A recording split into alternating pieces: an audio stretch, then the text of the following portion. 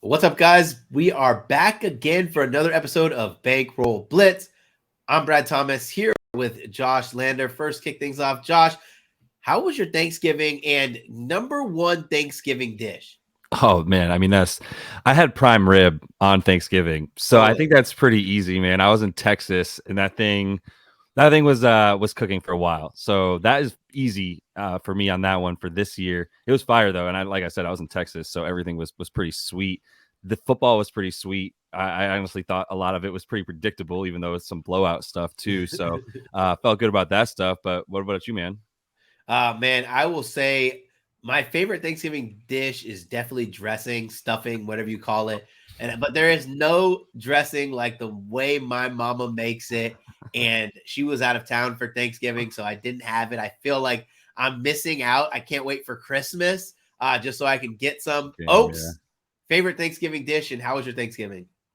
My Thanksgiving was really good. Other than driving back to Chicago, which is always a nightmare. Holidays in Chicago, it's one of the busiest transport hubs in the United States, so it's always a nightmare. But once I was back, I absolutely loved it. Got together with my parents. My sister couldn't make it into town. Went over to my aunt's house, and we also had prime rib that turned out great. But Nice. little funny anecdote, when my cousin was prepping it, he puts it all out, getting ready to throw it in on the grill, walks into the house to grab something, comes out, the dog ran out and tried to grab one of the things, the prime rib off the counter, and got through about a couple of bites of it. So it was a little That's stressful for funny. them, but it was absolutely hilarious. A great story. Good times had by everybody. My favorite dish, it's gotta be mac and cheese. Like, I love the prime Nice. rib, I love the turkey, but nothing better than some homemade breadcrumb, slow baked mac and cheese. Like Right. that stuff just hits different. That's a cheat code, right? I can For get sure. down with it. Listen, as a former wrestler, Thanksgiving was always dangerous for me. They Oh always yeah. gave you an extra pound allowance, but it was man, it was hell to fight it off. But now that I'm not a wrestler, I can get fat. Let's talk about getting fat with our bankrolls. Let's I start with like the that. first game. I'll start with mine. 6 point teaser. I'm taking Broncos up to 9.5 against the Texans and Bucks plus the one. So talking about the Broncos, I am one of the Broncos ticket holders of them to make the playoffs at plus 550. This Broncos team has improved each week. They're on a winning streak right now. Defensively, they look good. They have a good secondary. It's funny because from DVOA metrics, right, they're not great in the secondary. And why I think their actual gameplay versus the metrics are an outlier or kind of off is because the secondary as an entire unit is good, but they have one weak spot, or at least they target the secondary wide receiver a lot because Patrick Surtain is literally locked down. So it skews the numbers drastically. Russell Wilson looks like he's playing with command, and Javonte Williams is playing really well. The Texans are a hot story, right? They've been great, but the best thing that the Texans have done so far is either playing from third or fourth down or playing from behind.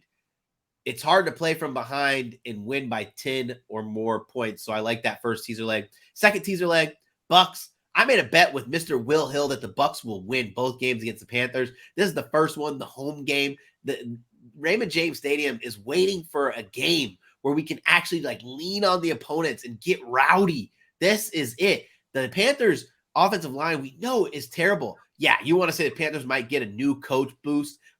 I don't care who your coach is or when you switch your coach. If your offensive line stinks, it stinks. The Bucks haven't been getting a lot of pressure on the quarterback. It's not because they're not talented. I think the teams they've been playing have had good offensive lines. Well, now they play against a bad offensive line. They should be able to get to Bryce Young. If the Bucks don't win this, I will take my L. But I think the Bucks win this and cover. But I'm playing it safe.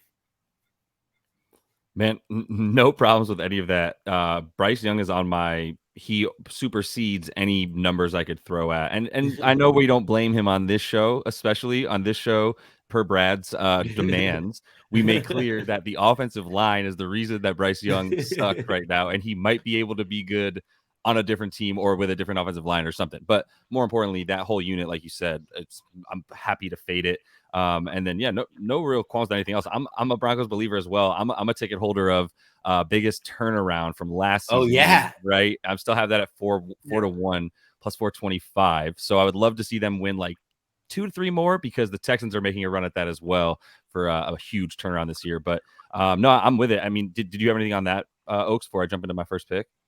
Yeah, I would just take a look at Murray's rushing yard. Yeah, Murray, right? The running back. Yeah. Listen, Denver is soft. Oh, Javonte Williams. Yeah. No, the running back that got traded from Buffalo to Texas. Like, you're talking about Singletary. Singletary. Sorry, Yeah. not Murray. Not I apologize. Good. Yeah, I would look at his rush attempts and his rush yards. Denver has been soft on the run all season. If you are in this game and you're not trying to dig yourself out of a hole, you're going to want to keep the ball, run the clock. He's shown that he's an explosive runner. He's had a couple of really nice games put together back to back here. I just think it's a nice spot for the matchup. Yeah, I'm with it. Little bonus pick there from Oaks. I'll jump in with my first play, which I think you're gonna talk about here in a minute as well, Brad. But Tyreek Hill, man, like we got to keep going with the Tyreek Hill momentum. I took him for a tutty with the money line, sort of a player performance double there for the Dolphins. Honestly, the scarier part about that bet is the Dolphins potentially getting like surprised. I think everyone's just so low on the Manders right now. It might be a little too low. I don't know if they're going to win that game, but Commanders are better at home. This is not a bad spot to take them if you get them above 10. But more importantly for this bet for Tyreek, I mean, I don't know if you want me to go into how bad the Washington Commanders defense is in the secondary. We can definitely get into that. Their cornerbacks currently definitely rank last in most metrics, including ADOT that they're allowing and all the rest of it. Important things like how far down the field is Tyreek Hill when he's catching the ball and things of that nature. Like that's all the things they're bad at, is limiting all the things he can do as well as possible. We're going to see a lot of him behind the 2 guys that they start out with him against him on the line, and then the 3 that end up on him when the safety comes over, probably still going to outrun all those guys. So yeah, I don't have much more on him, man. It's plus 110 for him to do that. He's on a streak right now where like he's trying to break records. I think it's 122 yards per game that he needs to average to finish out and then break the receiving record. And he's got touchdowns in 9 of the 11 games with a couple multi-tutty games in there. So like he could reasonably get above like 22, 23 receiving touchdowns as well. And I think he's going for it, right? And this is just an opportunity to like build those stats. It's like Texas going up against like Rudy Poo State and building the Heisman case. You know what I mean? That kind of thing. So that's where I'm at with it. I like it. Obviously, with my play, I like it. But this secondary of the Commanders, their best player is a rookie who's been playing absolutely terrible in Forbes. So yeah, I'll talk about my play, but Oaks, get to your reaction to his pick or your first bet. Yeah, I mean, I like Josh's pick a lot. Touchdown, Dolphins money line. I think that's a nice little combo there. Listen, Josh knows that I am a Tua truther. I took Tua in our fantasy draft, and everybody's been kind of paying for it. Because I go, listen, you can't have 2 guys that you think are first and second round draft picks in fantasy if you don't think the quarterback can get them the ball. So whether or not Tua's health injuries scared people off that in fantasy, but yeah, I've been high on this Dolphins team all season. I do have a pick. It's not in the Dolphins game. My first pick, since we're sticking with the fantasy football theme, is Jaylen Warren over 2.5 receptions. Now, this is pretty juiced. It's minus 155 on MGM, but I like this play a lot. Warren has taken a lot of the backfield responsibilities and has looked really productive over Najee Harris, and he's a great check down option who catches a lot of passes out of the backfield. He's over this line in 9 out of 11 games this season. I don't think that the matchup's going to be an issue. He's just a really nice safety valve. He's come a long way in this offense, and he's getting a lot more reps. He's getting a lot more touches. And like I said, 9 out of 11 games this season over this line. That's why we're getting the minus 155 on MGM. This is a great parlay piece. If you're looking for a little 2-legger, this might be somewhere to go. And, look, minus 155 isn't ideal, but I'm not a big NFL gambler, so I'm cool laying the juice. I dig it, man. I've somewhat auto picked this to a degree because they keep it at 2.5, Yeah. and that's where he's going to end. He's going to end with 2 or 3. The game script for this one, I don't know how well Arizona's going to play on the road at this point, but so my main point is like they should be able to run the ball, I would imagine. But the other thing is like if this does get somewhat out of hand, which it might not, I don't want to give Pittsburgh that much credit, but if it does, you're still talking about plenty of snaps at this point for Warren. Like he's essentially 1B rather than the backup because of what he brings, and what he brings is the receptions just as much as the rushing. So like I'm gonna always be supportive of this bet. I like the bet. Jaylen Warren's a guy you got to get the ball in his hands. Nasty. And what's funny is I think they're a good 1-2 punch, right? People thought Jaylen Warren would take over in the backfield, but that's not necessarily why you bring a guy like Jaylen Warren in. You bring him to be a good complementary back, a change of pace back, a back who could catch. Not saying Najee can't catch, but yeah, let's talk about the difference between explosiveness between the two. I like the bet. I like the targets that he's going to see. Let me get into my second bet.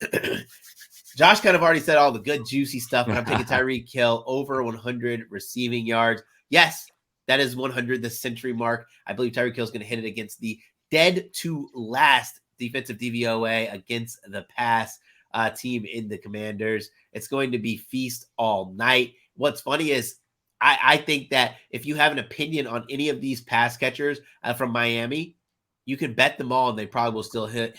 This is one of those games where if Tua or if McDaniel wants Tua to throw for 350, 400 yards, he certainly can. I also do like the fact that Washington's defensive line has been a little bit better against the run, which means we should have some more pass situations. Tua's going to be able to feast on them. It's just how many times he's going to throw the ball to Tyreek. And I'm thinking like 7 or 8 catches, 150, maybe 178 yards. I would probably take him to be the leading receiver of the day for the entire NFL slate that day. Did you see that? Did you find that bet? They normally put it out a little bit later. Yeah. It normally comes out like Friday or Saturday. Yeah, if you can get some decent juice for that, I like that bet a lot. I imagine it'll probably be like 8 or 9 to 1. Yeah, that's awesome. I don't think I need to tell you how much I agree with that one as well. But I'll go into my second pick here then. So getting to another play a prop, and this is just so low, man. I had to take Pat Freiermuth. It's at 28.5 yards still. I double, triple, quadruple checked it, and dude had 11 targets. He had 11 targets. I mean, a running back would have a better ADOT than that. You know what I mean? Like, it makes no sense that you're. I know Pat Freiermuth isn't like flying down the field on these like 15-yard post routes all the time, but if you're going to get 11 targets and you're still running a 7-yard button hook, like I don't know what else you want me to say. I like a fade of Deontay Johnson as well. If you guys saw some of the news, he's pretty angry. Definitely talking a lot of stuff right now that kind of made some headlines in terms of complaining, just normal stuff from a wide receiver, right? And I mean, Mike Tomlin's not a man that I would really want to mess with, dude. Like that, Mike Tomlin, I would go to war for Mike Tomlin, and so that's a scary man. I don't think he's going to put up with anything, obviously. And I would actually think that there's going to be a little bit lower snap count for him, which just sort of increases Freiermuth's abilities there. Like everything on this Cardinals defense from pretty much every vantage point is Swiss cheese, including the middle of the field where tight ends continue to eat. It's just they're slightly outdone because they also have a super high ADOT that they're giving up to wide receivers on the outside. So it's like you can get it anywhere you want it. George Pickens, I think, is a better play than Deontay Johnson in this one, but at 28.5 yards, man, like that's too small for someone that is probably gonna have 6 receptions in this game. Yeah, I like it. I end up. It's so funny. I dropped him in fantasy last week to pick up Isaiah Likely for 30 bones on my fab. And then I end up getting Pat Freiermuth back for free. So now I have Likely and Freiermuth. I just wanted some tight end protection just in case I go in there with Travis Kelce and he gets banged up or gets hurt. I think we all want some tight end protection for sure. Well, Josh, to what you're saying too, like, listen, I'm not a huge truther on Pittsburgh and their quarterback, but you know what rookie quarterbacks and bad quarterbacks really like? Tight end checkdowns. Yeah, love them. Yeah, and the tight end's always open. You could play both McBride and Freiermuth 56 plus receiving yards each for plus 400. Damn. Yeah, I think that's pretty tasty. And it's Freiermuth who you really want to get there. Yeah. McBride's going to get his 55, 56 I know. yards. That's not a bad play because I was also thinking about a Freiermuth ladder in this context. I keep talking about how much I like 28 and a half. Sounds like I kind of like 50. So yeah, should probably get there. Man, I might do a little Freiermuth ladder. If it's that low. All right, Oaks, lay it on us, man. What's your second play? All right, guys. I'm going to go over to Detroit. I like David Montgomery over rush attempts. It's sitting at 13 and a half over on DraftKings. He's over in 5 out of 8 games this season. Look, Goff's been banged up. He's been getting a lot of pressure in his face. He's been turning the ball over. He's been getting absolutely murdered back there. You know who you give the ball to when you don't want turnovers? David Montgomery. Gibbs is definitely the more talented rusher. He's more explosive. I know that both Brad and I think Josh have been on them all season. He's got a ton of talent. It's tough to work your way in as a rookie, as part of the committee. But my thing is here, I think the Lions will be up. I think they'll be controlling the game. I think they'll be controlling the pace of the game. And David Montgomery is the guy you want with the ball in his hands because he is not going to put it on the ground. So if you're protecting a lead, if you're controlling the game and you're controlling the pace, you're going to want to run the ball and you're going to want to burn clock. And I think that 13 and a half rush attempts is plenty for Montgomery, even if you like Gibbs, because I think Gibbs is going to eat too. He's definitely the guy they prefer on pass catching downs where he might get out there on screens. He's a little bit more of an explosive runner and has talent. But when it comes to we need to stop turning the ball over, which the Lions do, you put the ball in David Montgomery's hands. I like that. I've been high on both of them, Montgomery and Gibbs. And now this is one of those games that I think they can win. The Saints are bad. And what I don't think the Saints blow people out either. So Montgomery's going to be able to, they're not going to be in a negative game script. You have anything about this, Josh, that you kind of want to add? No. Well, I mean, honestly, I might just leapfrog you real quick because I have a bet for Jahmyr Gibbs. Can I just say all the same stuff that he just said? Like, yeah. It's definitely, there's plenty to eat. The Saints just much better against the pass right now, especially against wide receivers. And so I do like a little like foreshadow. I do like Laporta, but my bet is Gibbs over 43 and a half rushing yards because it's a bit lower. I think the attempts are good for Montgomery. I don't think he's going to get stopped much. So like I still think he's good for like 63 and a half yards. But I mean, combining for over 105 yards or so between them is super likely. So I'll just give that out right now, Brad. Just say my third bet is Jahmyr Gibbs over 43 and a half because it correlates so well. I do think the Lions are due for a bounce back. Sounds like I like them -4. It's just I'm always hesitant to take Jared Goff on the road more than anything. You know what I mean? I feel that. Jared Goff, he needs a major bounce back. Let me get in my play then. Yeah. It wouldn't be a bankroll blitz episode of me giving a special teams prop. I'm taking Young Ho Koo. My trick bad, but my Young Ho Koo over 1.5 made field goals. It's funny if you shop this line around. Over 1.5 made field goals is a better price than over 6.5 kicking points. Unless you're going to score a crap ton of touchdowns, he's going to have to get 2 field goals. The Jets are a team that you absolutely want to fade in terms of you want to bet the opposing kickers. The Jets, a lot of things that go into play with this. Number one, the Jets stall out on drives or they have bad possessions, which gives good field position for the opposing team. The Jets defense is good. It's not great, right? But it's good. They keep you out of the end zone, but you're going to be in plus territory more times than not. Right now, Young Koo is averaging 2 field goals per game. I think this is going to be one of those gross field goal games like it always is in Jets games. At -130, I still think it's valuable. I probably wouldn't play it at -145, though.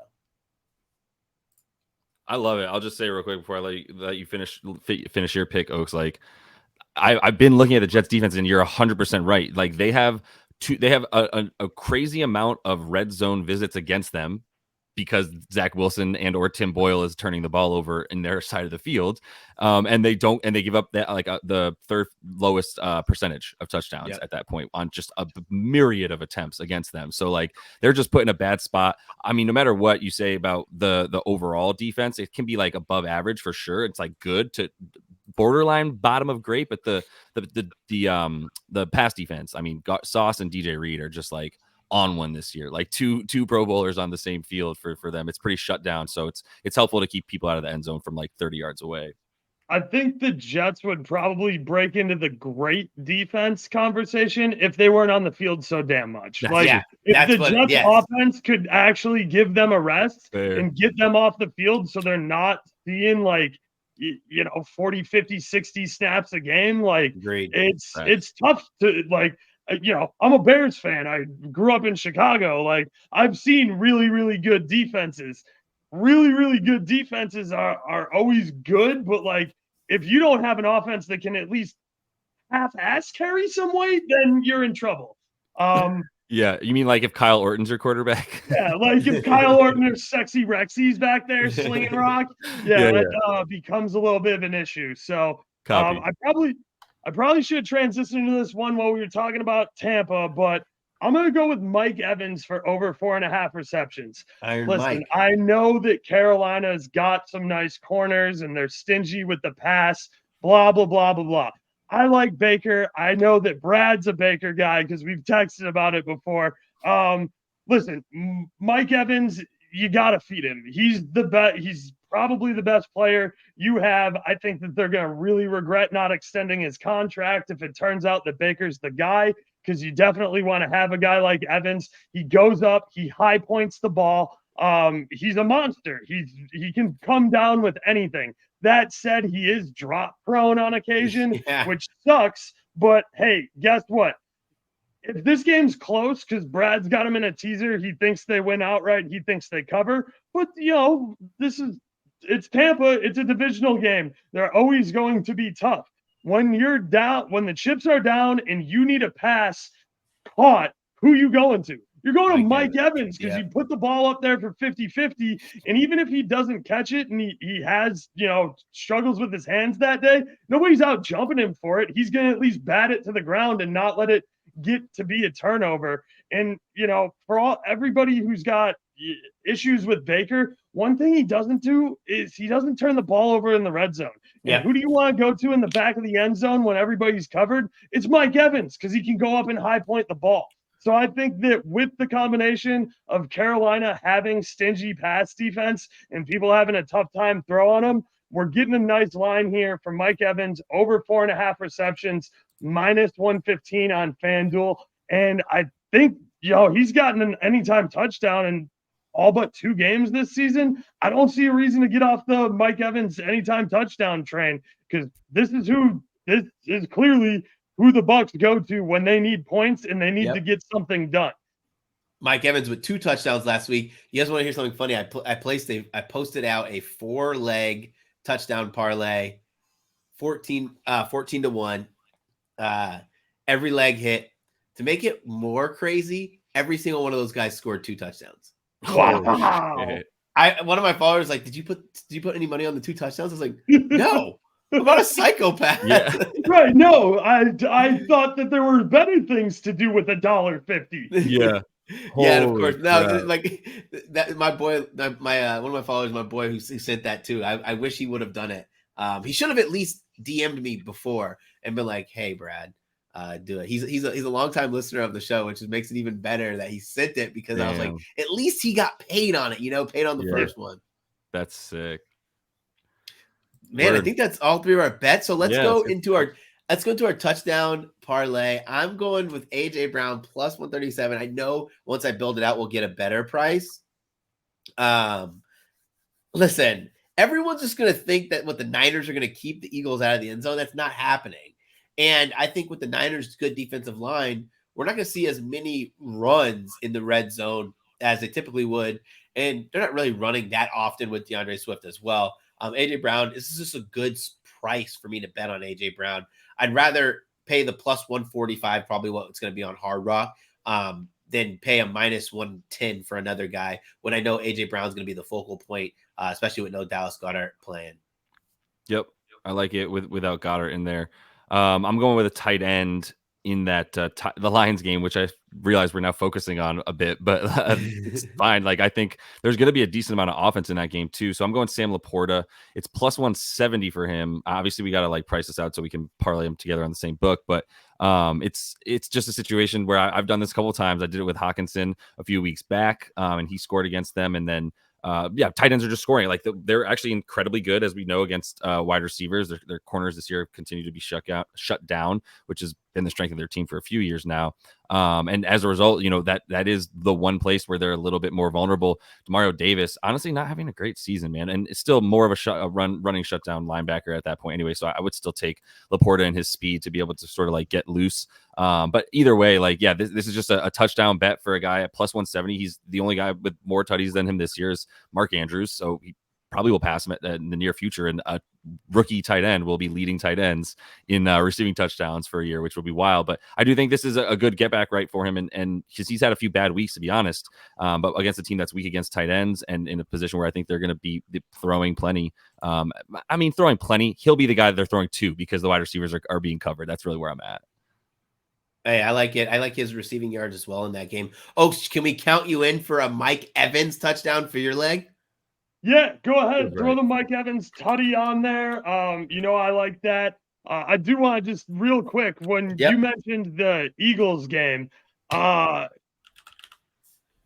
Eagles catching a field goal at home. Like, are you like, listen, I respect San Francisco. I think that they're good. I think that they might win that game. But you're really giving me Birds at home +3. Like, I might take that. Dude, I think so. Push there too. I might take it as well. I like the 3 a lot because I might even have taken +2.5. Don't tell the books, but like two is becoming so important, and we're talking about a team that is was more capable of going for it from 2 than anyone because they just literally can push for at least 1.8 yards every play. You might as well keep doing that on the 2-point conversions, which they do in close games. I think that they're going to be looking for an edge in every single time that they score. Hopefully for this, I agree, and I'm betting the same thing. Hopefully for that bet too, like the Eagles don't come out as nearly as flat. That's the key. Like I don't know that I would trust them to be able to come back nearly as well on San Francisco's defense, but which is healthy. So we'll see. And by the way, it has Chase Young, which we all forget about. Yeah, right. That's funny. Well, listen, guys, that was fun. As a reminder, anybody who's watching on YouTube, smash the like button, ring the bell, tells you when we drop a show. If you go on Twitter at Bankroll Blitz and retweet it, we'll be giving out the money from the touchdown parlay. We are due to hit one. Want to thank Burrows for jumping in and talking some NFL with us. Everyone, I hope you have a great and profitable weekend. Take care. Peace.